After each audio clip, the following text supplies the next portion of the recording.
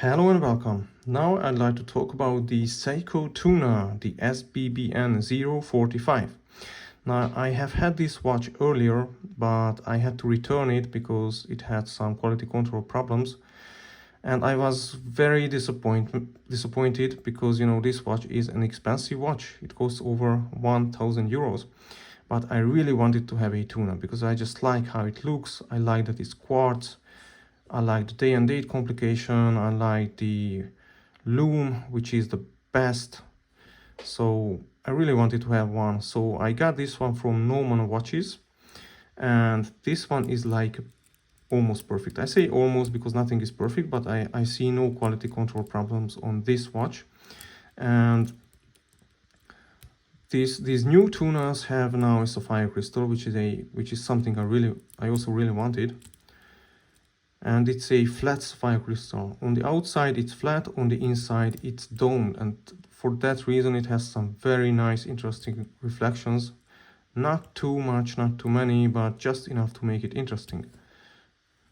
So I really like this watch. This watch is just so beautiful, and so I'm very happy with this watch. Now on the other watch I had, which I had to return, for example, the crown wasn't centered. It seemed like it was touching the shroud, but on this one it's completely centered. I mean perfectly centered. Everything is perfect on this watch, seems to be perfect. The second hand is hitting the markers, the bezel is, and the chaptering is aligned. So now the bezel is very easy to turn. It's a little bit better than on the other watch I had to return, but it's still very easy to return. But it's a Tuna thing. I have learned from other Tuna owners that this is how the Tuna bezel is, because this watch is meant for saturation diving, not for desk diving. And under, pressure, when somebody does saturation diving, it's just diving, it must be easy to turn the bezel. So yeah. And also this one still has this rattling noise inside. When I shake the watch, it has the rattling noise, but I asked Norman about it and they said it's normal, every Tuna does it. And at this point I believe it, because otherwise this watch it doesn't have any QC problems, it works perfectly. So I saw no reason to return this watch, and actually I'm very happy with this watch. I still wish that the bezel was just a bit harder to turn, that it had some more resistance, because every time I wear it, it just gets out of alignment because something moves it, even though the shroud protects the bezel a little bit, but otherwise the bezel protects the crystal, because the crystal is flat and the bezel is a little bit higher than the crystal. So yeah. Now this watch is a very tall, very thick watch, but from lug to lug it's very short. It's even shorter than the Solar Tuna,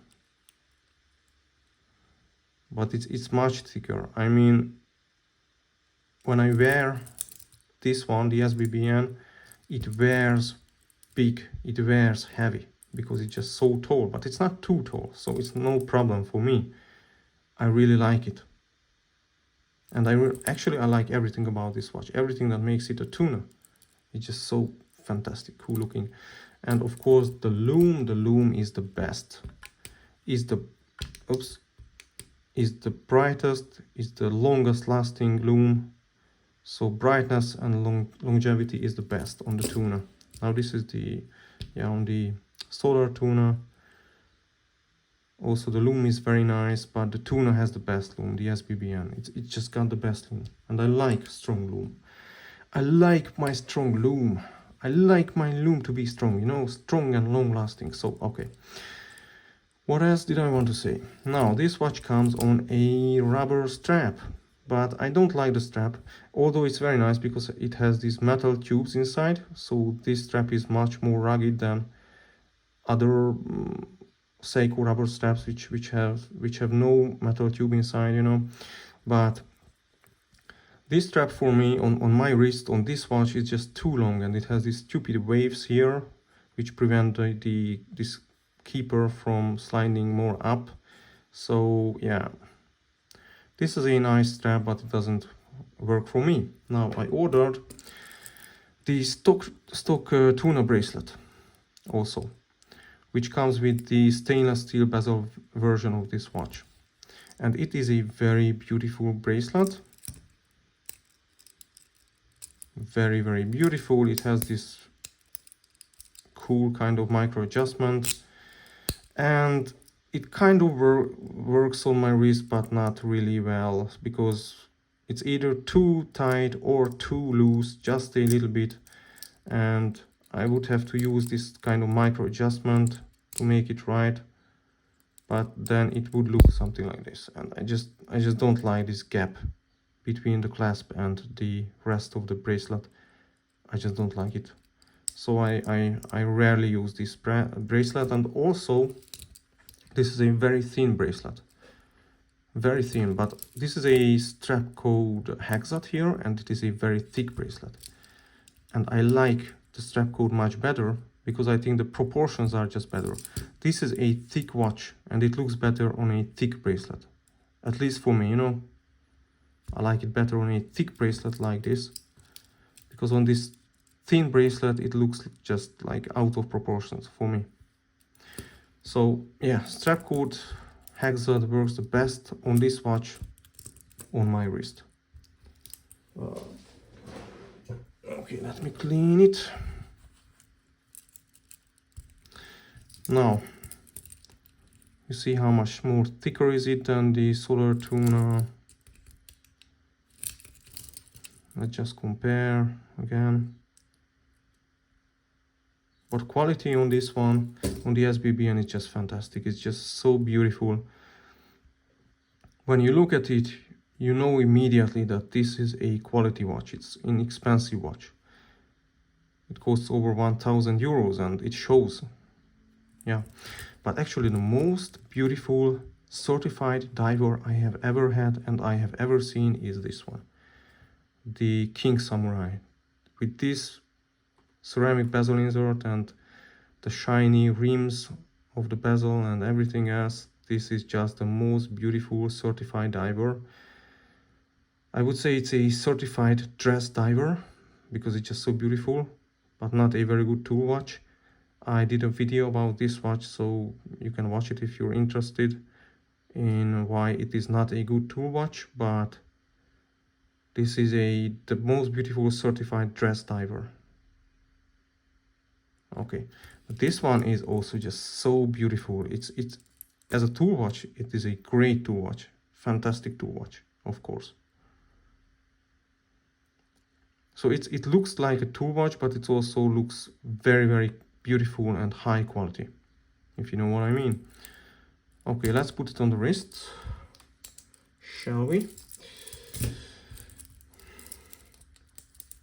So I have a 6.5 inch wrist, and the Tuna works perfectly on my wrist.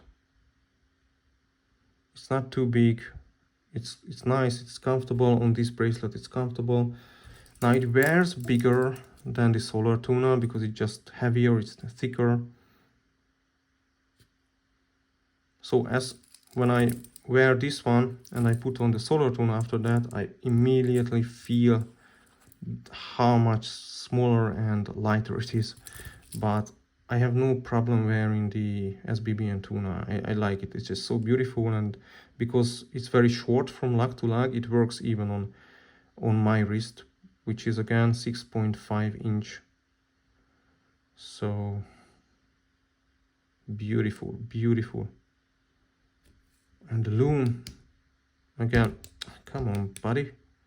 The Loom is just amazing, and I really like these very interesting reflections because the inside of the underside of the crystal is domed. Yeah, all in all, it's a fantastic, beautiful watch. I'm very, very happy with it, and it's quartz. I like that it's quartz. I really prefer quartz over automatic or any kind of mechanical movement. But you know, watches like this don't come with quartz movements. Watches like the samurai or turtle or stuff like that, they don't have quartz movements. You can only have them with automatic movements. So, but they are so beautiful. Also the turtles, I like my SKX a lot. I like the Citizen NYW40, and those watches only have automatic movements. So that's why I take those, because they are just so beautiful. But if I had the choice between a quartz King Samurai, for example, and a automatic King Samurai, I would pick the quartz option all the time. So that's why I really like the Tuna here, because it's quartz. It is quartz and it is a beautiful certified tool watch. Okay, that's it. Yeah, that's about the Tuna. Thanks for watching and goodbye.